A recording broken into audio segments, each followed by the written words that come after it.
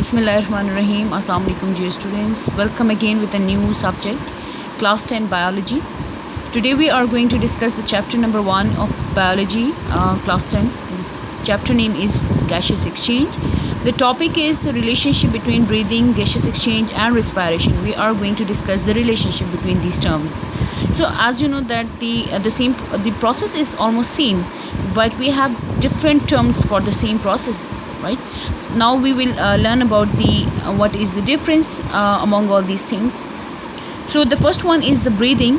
Breathing is basically when we talk about the air moves into the lungs and air move out of the lungs, right? So breathing जो है हमारे पास एक mechanical process है, एक physical process है जिसमें हम बात करते हैं कि एयर मूव हो रही है, राइट? एंड इसमें हमारे पास जो लैंड एनिमल्स हैं उनमें एक प्रॉपर सिस्टम है और जिसको हम कहते हैं रिस्पायरेटरी सिस्टम, एंड उसके ज़रिए जो है exchange of gases takes place होती है. नाउ नेक्स्ट टर्म हमारे पास है गैशियस एक्सचेंज. सो जब हम बात करते हैं गैशियस एक्सचेंज की, तो exchange of gases take place और ये सेलुलर लेवल पे होती हैं, ठीक है? एंड इसमें हम जब बात करते हैं कि oxygen is taken in from the air to the cell, right? And carbon dioxide is release out and carbon dioxide is transported to the lungs and then release out through mouth. तो उसके लिए हम term use करते हैं gaseous exchange, exchange of gas होता है, right? And next term we have the cellular respiration. So respiration, as you people know, that it is the breakdown of food in the presence of oxygen, and as a result ATP is produced. तो ATP हमारे पास produce हो रहा है. तो चूँकि respiration cell level पे हो रहा है तो हम उसे कहते हैं सेलुलर रिस्पायरेशन. अब हम रिस्पायरेशन जो ब्रीदिंग मतलब लाइक हायर लेवल पे हम बात करें यानी ऑर्गेनिज्म लेवल पे, तो देन हम उसको कह सकते हैं it's the breathing, right? So cellular level पे हम जब एक्सचेंज गैसियस एक्सचेंज की बात करते हैं तो हम इसे कहते हैं एंड एनर्जी जो प्रोड्यूस होती है, ठीक है? एंड इस प्रोसेस को हम कहते हैं रिस्पायरेशन. सो रिस्पायरेशन में भी गैसियस एक्सचेंज होता है, ब्रीदिंग में भी गैसियस एक्सचेंज होता है, लेकिन फ़र्क क्या है कि ब्रीदिंग में हमारे पास एज अ फुल फ्लैज हमारे पास एक सिस्टम इन्वॉल्व होता है, गैसियस एक्सचेंज हमारे पास जनरल सरफेस से होता है. एंड यही जो गैसेस हैं जब सेलुलर लेवल तक जाती हैं एंड ऑक्सीजन यूज्ड होता है to oxidise the food, so we call it what? Cellular respiration, and as a result ATP is produced, energy is produced, right? Now moving toward the topic, breathing is what? Inhalation and exhalation of air for the intake of oxygen and giving out of carbon dioxide. Main चीज़ हमारे पास oxygen and carbon dioxide ही है. हमने oxygen और carbon dioxide को ही लेना है, इनटेक ऑफ ऑक्सीजन करना है and given out of carbon dioxide. तो ये जो गैसियस एक्सचेंज तो ये भी प्रोसेस है, लेकिन इसमें एक सिस्टम फिजिकली जो सिस्टम इन्वॉल्व है उसको हम कहते हैं respiratory system, and this is also known as breathing process, right? So it is a mechanical process और physical process. In higher animals lungs are the organ of breathing, यानी lungs के through हमारे पास ब्रीदिंग होती हैं. इनमें ribs भी they play important role. Rib muscles हैं, डायफ्राम है, नोज है, ये पूरा एक सिस्टम इन्वॉल्व है. लेकिन बेसिक एक्सचेंज ऑफ गैसेस कहाँ होती हैं? लंग्स के अंदर, right? Now next we have the respiratory surface of the lungs help in the gaseous exchange. अब respiratory surfaces of the lungs में हमारे पास alveoli जो हैं उनकी अंदर हमारे पास ब्लड कैपिलरीज होती हैं जो वो रोल प्ले करती हैं गैसियस एक्सचेंज के अंदर, ठीक है? So as a fresh air has a high concentration of oxygen, यानी आपके पास फ्रेश एयर है उसमें ऑक्सीजन की लेवल हाई है as compare to the your lungs, ठीक है? तो एयर रश होगी from high concentration toward the low concentration, यानी बाहर से लंग्स की तरफ जाना शुरू कर देंगी, ठीक है? अब जैसे ही इनसाइड द लंग्स आपके पास कार्बन डाइऑक्साइड का लेवल जब बढ़ जाता है, ठीक है? एंड यानी हम सिंपल कह सकते हैं ब्लड के अंदर जब कार्बन डाइऑक्साइड का लेवल बढ़ जाता है as compare to the outside, तो कार्बन डाइऑक्साइड ब्लड से बाहर की तरफ मूव करना शुरू कर देती हैं. So this process is known as exhalation. So inhalation कहते हैं intake of air, getting in of air या taking in of air, and exhalation कहते हैं taken out of carbon dioxide, ठीक है, या एयर. तो इसके लिए फुल फ्लैज हमारे पास एक प्रोसेस यूज़ हो रहा है, इसलिए हम इसे कहते हैं ब्रीदिंग. एंड ये हायर एनिमल्स में होता है, प्लांट्स में हमारे पास कोई ब्रीदिंग ऑर्गन्स वगैरह मौजूद नहीं होते. एंड जब हम गैसियस एक्सचेंज की बात करते हैं तो ये सेलुलर लेवल पे आ जाती है चीज़ें, राइट? ओके जब हमारे पास ऑक्सीजन जो है एटमॉस्फेयर में कंसनट्रेशन उसकी ज़्यादा है, एयर में उसकी कंसनट्रेशन ज़्यादा है, ठीक है, as compare to the blood, तो वो डिफ्यूज़ हो जाएगी इनटू द ब्लड, ठीक है। और एट द सेम टाइम हमारे पास क्या होता है कि ज़ाहिर है रिस्पायरेशन साथ साथ प्रोसेस हो रहा है, एंड रिस्पायरेशन के प्रोसेस में यू पीपल नो दैट कि ब्रेक डाउन ऑफ फूड होता है, and as a result carbon dioxide produce होगा, ठीक है, यानी ऑक्सीजन यूज़ होगा एंड कार्बन डाइऑक्साइड प्रोड्यूस होता है। तो ये हमारे पास जो कार्बन डाइऑक्साइड का कंसंट्रेशन है वो ब्लड में हाई होना शुरू हो जाएगा। सो क्या होता है कि वो जो कार्बन डाइऑक्साइड है वो ब्लड से डिफ्यूज़ आउट होना शुरू हो जाएगा, वो चला जाएगा कहाँ पे, लंग्स में, एंड लंग्स उसको एक्सपेल्ड आउट कर देती हैं by the process of exhalation, ठीक है। सो एक्सहेलेशन में हमारे पास क्या है कि जो कार्बन डाइऑक्साइड हमारे पास ब्लड में बन रहा है as a by product of respiration, तो वो हमारे पास रिलीज आउट हो जाता है, राइट। नाउ नेक्स्ट हमारे पास है gaseous exchange. So gaseous exchange क्या होता है कि the process in which gases diffuse from an area of high concentration toward an area of lower concentration, यानी हाई कंसनट्रेशन यानी वो एरिया जहाँ पे कंसनट्रेशन हाई है। फॉर एग्जांपल ऑक्सीजन जो है हमारे पास, अभी हमने बात की कि एयर में हमारे पास ऑक्सीजन का लेवल हाई है, ठीक है, एयर में ऑक्सीजन हमारे पास 21% पाया जाता है। So from high concentration toward the low concentration, mean blood है तो ब्लड में हमारे पास ऑक्सीजन का लेवल कम था, तो from high concentration toward the low concentration enter होना शुरू हो जाती है। अब ब्लड में कार्बन डाइऑक्साइड जो है वो ज़्यादा हो जाता है, ठीक है, ड्यूरिंग ब्रीदिंग प्रोसेस या रिस्पायरेशन के प्रोसेस के साथ, तो ये कार्बन डाइऑक्साइड बाहर निकलना शुरू कर देता है, क्योंकि अंदर ब्लड के अंदर इसकी कंसंट्रेशन ज़्यादा है as compare to outside, right. So gaseous exchange में हम सिंपली पढ़ते हैं कि एक्सचेंज ऑफ गैसेस। तो गैशियस एक्सचेंज किस प्रोसेस के ज़रिए होती है? डिफ्यूजन के ज़रिए। यानी डिफ्यूजन क्या होता है? जिसमें मॉलिक्यूल्स की मूवमेंट होती है from high concentration toward the low concentration, right? So the term is used for taken in oxygen and given out of carbon dioxide by an organism, ठीक है। और ये एक्सचेंज हो रही है ऑर्गेनिज्म और उसके इन्वायरमेंट के दरमियान में, ठीक है। So this process take place by another process which is known as diffusion. Gaseous exchange diffusion की प्रोसेस के ज़रिए होती है, एंड डिफ्यूजन जो है ये हमारे पास बोथ एनिमल एंड प्लांट्स में होती है, ठीक है। अब एनिमल्स में कब होती है? रिस्पायरेशन के दौरान, ठीक है। रिस्पायरेशन में हम क्या करते हैं? इनटेक करते हैं ऑक्सीजन का, इनहेल करते हैं ना ऑक्सीजन, एंड हमारे पास जो सेल्स हैं,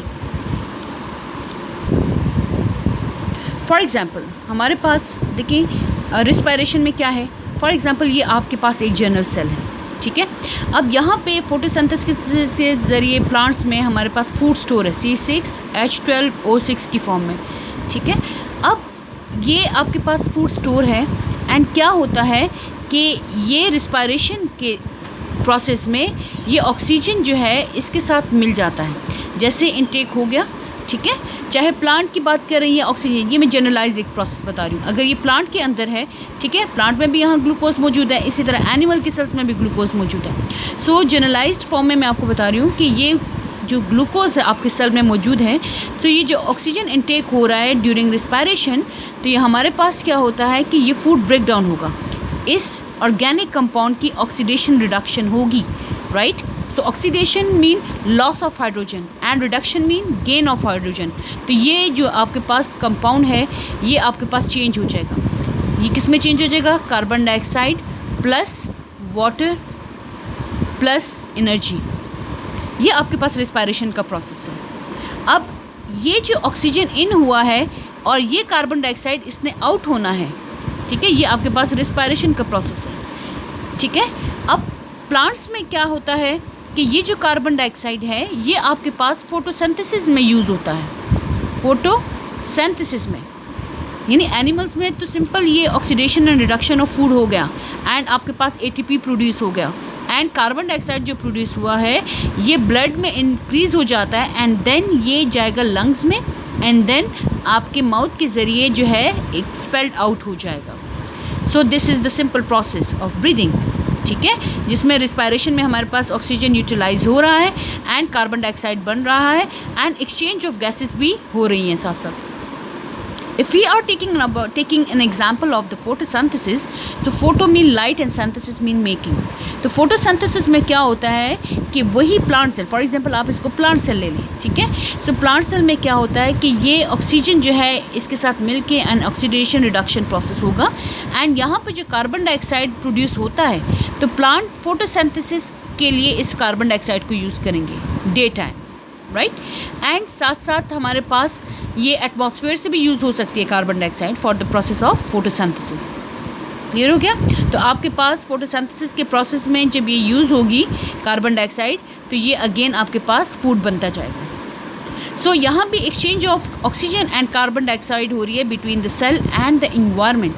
so this process is known as diffusion and the whole process is taking place in the gaseous exchange. तो गैशियस एक्सचेंज में हमारे पास ये प्रोसेस हो रहा है जिसमें oxygen and carbon dioxide environment के साथ एंड सेल के दरमियान एंड इन्वायरमेंट के दरमियान ये एक्सचेंज होगा, राइट.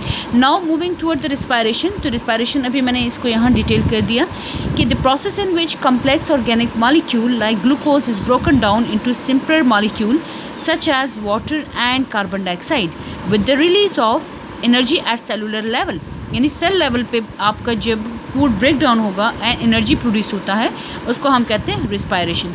तो यहाँ हमने देखें हमने इक्वेशन शो किया है, ये फूड है एंड ऑक्सीजन इसके साथ रिएक्ट करके कार्बन डाइऑक्साइड एंड वाटर बनाएगा एंड साथ में एनर्जी रिलीज होगी. ओके, अब रिस्पायरेशन क्या है? It is an oxidation reduction reaction जिसमें हम ऑक्सीडेशन हमने कहा कि लॉस ऑफ हाइड्रोजन होता है एंड रिडक्शन में गेन ऑफ हाइड्रोजन है, ठीक है.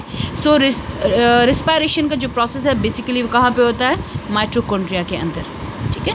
तो कुछ स्टेप्स हमारे पास रिस्पायरेशन के माइटोकॉन्ड्रिया में एंड साइटोप्लाज्म में भी होते हैं. तो एनर्जी प्रोड्यूसिंग ऑर्गेनेली हमारे पास कौन सा है? माइटोकॉन्ड्रिया. तो इसलिए हम इसको यहाँ लिखते हैं. So we have now two basic types of respiration. The first one is aerobic respiration in which oxygen is needed. Aero mean oxygen, जिसमें ऑक्सीजन रिक्वायर्ड है उसको हम कहते हैं एरोबिक रिस्पायरेशन. यानी आपके सेलुलर लेवल पे यूनिसेलुलर ऑर्गेनिज्म से लेके ऑल एनिमल्स में हमारे पास सेलुलर रिस्पायरेशन होता है, एरोबिक रिस्पायरेशन होता है. लेकिन साथ साथ एनएरोबिक भी होता है. जो माइक्रो ऑर्गेनिजम्स हैं जैसे यीस्ट है, बैक्टीरिया है, उसमें एनएरोबिक रिस्पायरेशन भी होता है, ठीक है. सो एनएरोबिक रिस्पायरेशन में क्या है? In which negligible amount of oxygen is required. यानी बिल्कुल थोड़ी सी अमाउंट ऑफ ऑक्सीजन रिक्वायर्ड है. जैसे बैक्टीरिया है, ये यीस्ट है, ये एनएरोबिकली रिस्पायर करते हैं, ठीक है. लेकिन जो ऑर्गेनिज्म है लाइक एनिमल्स जो हैं उनके अंदर भी एनएरोबिक रिस्पायरेशन होती है. अब वो कब होती है? एक्सरसाइज के दौरान. जब आप कोई हार्ड एक्सरसाइज कर रहे होते हैं तो आपके जो सेल्स हैं उनको प्रॉपर ऑक्सीजन नहीं मिल रही होती. आप वर्कआउट कर रहे हो तेज़ी से एंड आपके सेल्स को प्रॉपर ऑक्सीजन नहीं मिल रही है तो वहाँ पे ग्लूकोज जो है वो पायरुविक एसिड में चेंज हो जाता है. ग्लूकोज पायरुविक एसिड में तो चेंज होगा, वो एरोबिक में भी चेंज होगा और एनएरोबिक में भी चेंज होगा. लेकिन एनएरोबिक में पायरुविक एसिड जो है कार्बन डाइऑक्साइड एंड वाटर नहीं बनाता, बल्कि ये बनाएगा आपके पास लैक्टिक एसिड. लैक्टिक एसिड जब आप हार्ड एक्सरसाइज करते हैं तो ये लैक्टिक एसिड प्रोड्यूस होता है एंड ये स्टोर हो जाता है मसल्स में एंड इसलिए आपको मसल क्रैम्प फील होते हैं, आपको मसल्स में दर्द होना शुरू हो जाता है. लेकिन कुछ टाइम के बाद, कुछ डेज़ के बाद जब सेल्स प्रॉपर ऑक्सीजन, वही सेल ऑक्सीजन ले रहे हैं प्रॉपर एंड देन वो इस लैक्टिक एसिड को कन्वर्ट कर देते हैं कार्बन डाइऑक्साइड एंड वाटर में एंड एनर्जी प्रोड्यूस हो रही है. अंडरस्टैंड. सो एरोबिक रिस्पायरेशन हमारे पास ऑल प्लांट एंड एनिमल्स में होता है, ठीक है. एंड एरोबिक रिस्पायरेशन हमारे पास माइक्रो ऑर्गेनिज्म में होता है. एंड एरोबिक रिस्पायरेशन जो है एंड एनएरोबिक हमारे पास जो है ये ह्यूमन में भी होता है एक्सरसाइज के दौरान, राइट. उसके बाद नेक्स्ट जो है एक चीज़ आपने यहाँ जहन में रखनी है कि एरोबिक में ऑलमोस्ट 36 ATPs बनते हैं. समटाइम 38 लिखा होता है लेकिन वो 2 जो है वो ग्लाइकोलिसिस में ही बनते हैं एंड वो उसी में यूटिलाइज होते हैं, तो समटाइम हम उसको काउंट नहीं करते. तो 36 ATPs बनते हैं, जबकि एनएरोबिक रिस्पायरेशन में हमारे पास 2 ATPs बनते हैं. So all organism need to take oxygen from environment. अब चाहे वो एयर से ले रहे हैं या वाटर से. जो एक्वेटिक ऑर्गेनिज्म है वो वाटर से डिज़ोल्व फॉर्म में ऑक्सीजन लेते हैं और जो लैंड एनिमल्स हैं या प्लांट्स हैं वो जो है ड्राई एयर को ले रहे हैं, ठीक है. For respiration and release carbon dioxide in the atmosphere या इन्वायरमेंट. ओके जी, यहाँ पे हमारे पास एक डिफरेंस है जिसमें हम फोटोसिंथेसिस एंड रिस्पायरेशन को जो है कंपेयर कर रहे हैं। सो photosynthesis is the constructive process, इसमें फूड प्रिपेयर होता है, जबकि रिस्पायरेशन जो है डिस्ट्रक्टिव प्रोसेस, इसमें फूड जो है वो ब्रेक डाउन होगा। अब फोटोसिंथेसिस में हमारे पास आप इसकी इक्वेशन जहन में रखें। फोटोसिंथेसिस की इक्वेशन है carbon dioxide plus water and they will form C6H12O6 plus oxygen. और रिस्पायरेशन इसी का ऑपोजिट है, यानी आप इसी को ऑपोजिट कर लें तो ये आपके पास रिस्पायरेशन हो जाएगा, राइट। लेकिन रिस्पायरेशन में ATP प्रोड्यूस हो रही है। जो हमारे पास फोटोसिंथेसिस है उसमें हमारे पास क्या होगा कि कार्बन डाइऑक्साइड एंड वाटर ये रिएक्ट करके आपके पास फूड बनाएंगे, मीन ग्लूकोज बनाएंगे, एंड साथ में ऑक्सीजन रिलीज होगी। ओके जी, नाउ जो फोटोसिंथेसिस में देखिए मेकिंग ऑफ फूड यानी ग्लूकोज बन रहा है, जबकि रिस्पायरेशन में क्या है, यही फूड जो है वो ब्रेक डाउन होता है in the presence of oxygen and they produce carbon dioxide and water and energy, right. So raw material photosynthesis में आपके पास क्या है, मीन ये जो चीज़ें यूज़ हो रही हैं वो कार्बन डाइऑक्साइड एंड वाटर है, जबकि रिस्पायरेशन में रॉ मटेरियल क्या है, ग्लूकोज। अक्रेंस फोटोसिंथेसिस आपके पास ग्रीन प्लांट में होता है only in the presence of chlorophyll. तो फोटोसिंथेसिस क्लोरोप्लास्ट के अंदर होता है जो कि एक ऑर्गेनेली है, ग्रीन प्लांट में पाया जाता है, एंड उन क्लोरोप्लास्ट के अंदर एक केमिकल है जिसको कहते हैं क्लोरोफिल, उसकी मौजूदगी में हमारे पास फोटोसिंथेसिस होता है। जबकि रिस्पायरेशन जो है वो ऑल प्लांट्स एंड एनिमल्स में होगा। अच्छा, नाउ नेक्स्ट हमारे पास है फोटोसिंथेसिस, वो डे टाइम में होता है, एंड रिस्पायरेशन जो है डे एंड नाइट दोनों टाइम में होता है, ठीक है। इसके लिए कोई बाउंड्री नहीं है, क्योंकि डे लाइट में हमारे पास सूरज की रोशनी हमें चाहिए फोटोसिंथेसिस के लिए, तो इसलिए फोटोसिंथेसिस का प्रोसेस हम कहते हैं ये डे टाइम में होता है, जबकि रिस्पायरेशन के लिए ऐसी कोई रिक्वायरमेंट नहीं है, तो ये डे एंड नाइट दोनों टाइम में होगा। फोटोसिंथेसिस हमारे पास क्लोरोप्लास्ट के अंदर होता है, एंड रिस्पायरेशन आपके पास माइटोकॉन्ड्रिया के अंदर। फोटोसिंथेसिस में हमारे पास क्या है, एनर्जी स्टोरिंग प्रोसेस है जिसमें सन एनर्जी जो है वो स्टोर होती है, जबकि रिस्पायरेशन में एनर्जी रिलीज़ होती है। तो अगेन ये रिएक्शन मैं ऊपर आपको एक्सप्लेन कर चुकी हूँ, right. So this is the difference between photosynthesis and respiration.